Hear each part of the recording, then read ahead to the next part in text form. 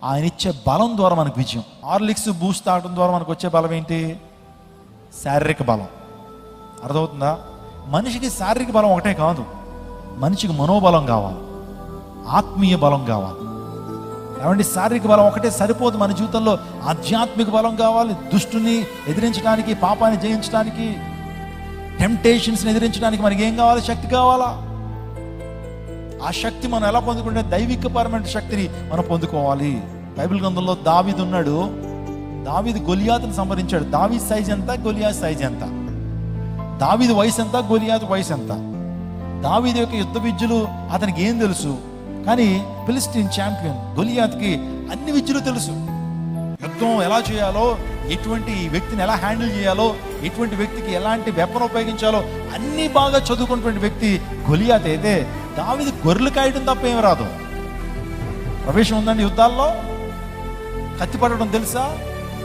కానీ దేవాదేవుడు దావీదుకు బలాన్ని ఇచ్చాడు. స్తోత్రం చెప్పడం హల్లెలూయా. ఎప్పుడైతే నువ్వు విశ్వాసం కలిగి జీవిస్తావో, దేవుని ఆధారపడి జీవిస్తావో, దేవుడు నీకు బలాన్ని ఇస్తాడు. ఆ బలం ద్వారా నీ ముందున్న శత్రువుని ఏం చేయగలుగుతావు? జయించగలుగుతావు. నీ ముందున్నవాడు పెద్ద గొలియాతే కావచ్చు, నీ ముందున్నటువంటి వాడు నెఫీలీలే కావచ్చు, నీ ముందున్నటువంటి వారు గొప్ప గొప్పవారు కావచ్చు, నువ్వు చిన్నవాడు కావచ్చు. ఆ చిన్నవాడిని దేవుడు ఏర్పాటు, నీకున్న చిన్న తలాంతుని దేవుడు ఉపయోగించుకుని దేవాదేవుడు నీకు జయాన్ని ఇస్తాడు. దావీదుకి ఏ తలాంతు ఉంది? ఒడిసెలు తెప్పడం ఒకటి తెలుసు. స్లింగ్ తెలుసా మీకు? స్లింగ్, ఒడిసెలు అంటే క్యాట్ బాల్ కాదు. ఆ యొక్క ఇజ్రాయెల్ దేశంలో స్లింగ్ అని ఉంటుంది. రీసెంట్గా నేను ఇజ్రాయెల్ ఆర్మీ గురించి చదువుతున్నప్పుడు, డిఫెన్స్ సిస్టమ్ గురించి చదువుతున్నప్పుడు, వాళ్ళ దగ్గర 2 టెక్నాలజీస్ ఉన్నాయండి. ఆ 2 టెక్నాలజీస్ వాళ్ళ దగ్గర ఉన్నాయి కాబట్టి ఏ శత్రువు ఇజ్రాయెల్ని ఏం చేయలేకపోతుంది. ఒకటి ఐరన్ డోమ్, ఇంకో డేవిడ్ స్లింగ్.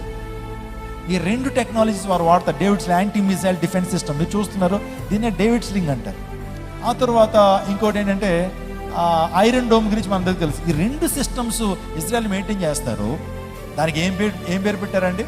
వాళ్ళు డిఫెన్స్ సిస్టమ్కి ఏం పేరు పెట్టుకున్నారు? వాళ్ళు దావీదు ఒడిసెలు అని పేరు పెట్టుకున్నారు. వాళ్ళు దేవుడు విజయాన్ని ఇస్తున్నాడు, దేవదేవుడు దేశాన్ని కాపాడుతున్నాడు. అది వేరే విషయం. ఎందుకు మాట చెప్పానంటే, దావీదుకు బలాన్ని ఇచ్చినటువంటి వాడు ఎవరు? దేవుడే దావీదు పక్షాన నుండి బలం ఇచ్చి గొలియాతుని ఏం చేయించాడు? ఎవరిని సంహరించేలా దావీదుకు బలాన్ని ఇచ్చాడు. ఈరోజు నీకు కూడా దేవుడు బలాన్ని ఇస్తాడు, నీకు జయాన్ని ఇస్తాడు.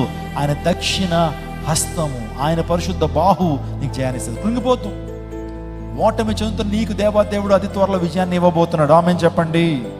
హల్లెలూయా. సంసోను కూడా తన జీవితంలో గొప్ప బలవంతుడండి. 300 నక్కలు పట్టుకున్నాడట. 800 నక్కలు అమ్మ, 300 నక్కలు. మీ ఇంట్లో మీ కోడిపెట్టను పట్టుకోండి. కోడిపెట్టలు ఉన్నాయి కదా, అది పట్టుకోవడానికి 2 గంటలు పడుతుంది.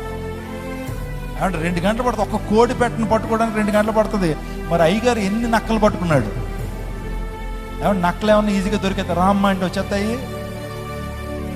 300 నొక్కలు పట్టుకున్నాడు. అంటే ఎంత ఫిట్నెస్ ఉందో చూడండి, ఎంత స్టామినా ఉందో చూడండి, ఎంత రన్నింగ్, నిజంగా ఎంత ఫిట్నెస్ ఉంటే అట్లా పట్టుకోగలుగుతాడు. అంత బలం ఉంది ఈ సంవత్సరంలో.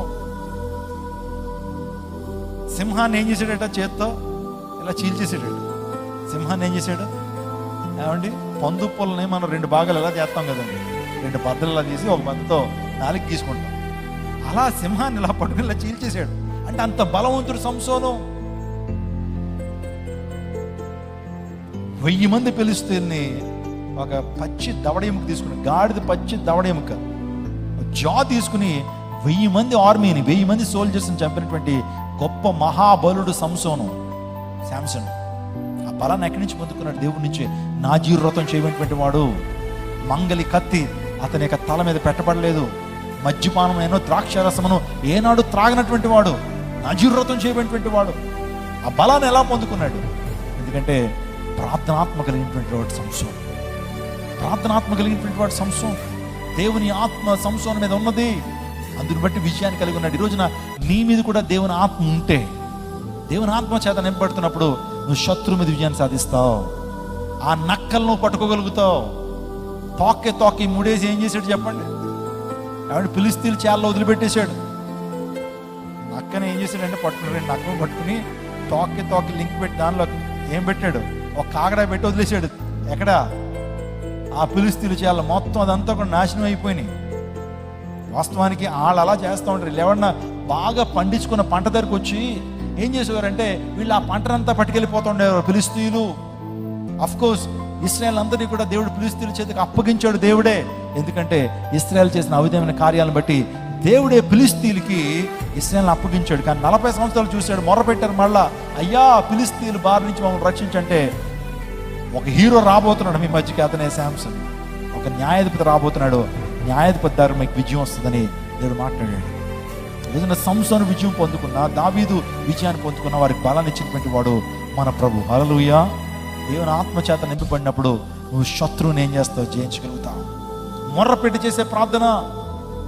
నాకు సంసోను ప్రార్థన చాలా ఇష్టం అండి. చాలా సందర్భాల్లో చెప్తాను నేను. అతడు ప్రమాదంలో ఉన్నప్పుడు, ఎంతో అలసటగా ఉన్నప్పుడు, నిజంగా దాహం తలమటిస్తున్నప్పుడు, 1000 మంది ఫిలిస్తీయుల్ని చంపినప్పుడు ఎంతగానో అలసిపోయినటువంటి ఆ సంసోను దేవునిలో ప్రార్థించాడు, అయ్యా ఒక నీటి బుగ్గను సృష్టించయ్యా, ఒకవేళ నీరు కనుక నేను తాగకపోతే ఇప్పుడు నేను చనిపోయేలా ఉన్నానని చెప్పి ప్రభుత్వంలో ప్రార్థన చేసినప్పుడు దేవుడు అక్కడ నీటి బుగ్గను సృష్టించాడు. ఆ నీటి బుగ్గను ఒక పేరు పెట్టి దేవుని స్థుతించాడు. ఎనక్కోరి అని పేరు పెట్టి ఆ నీటి బుగ్గకు దేవుని ఘనపరిచాడు సంసోను. మొర్రపెట్టి చేసే, నీ జీవితంలో కూడా మొర్రపెట్టి చేసే ప్రార్థన, దీన్ని డెస్పరేట్ ప్రేయర్ అంటారు. చెప్పండి, డెస్పరేట్ ప్రేయర్. ప్రభు నువ్వు తప్ప నాకు ఇంకే ఆధారం లేరయ్యా, నువ్వే కార్యం జరిగించాలయ్యా అని ప్రభుకు మొర్రపెట్టి చేసే ప్రార్థన మన జీవితంలో గొప్ప కార్యాలని చేస్తుందండి. దావీదుకి శాంసన్కి దేవుడు వల్ల ఇచ్చు బలము ద్వారా మనకేంటి? జయం.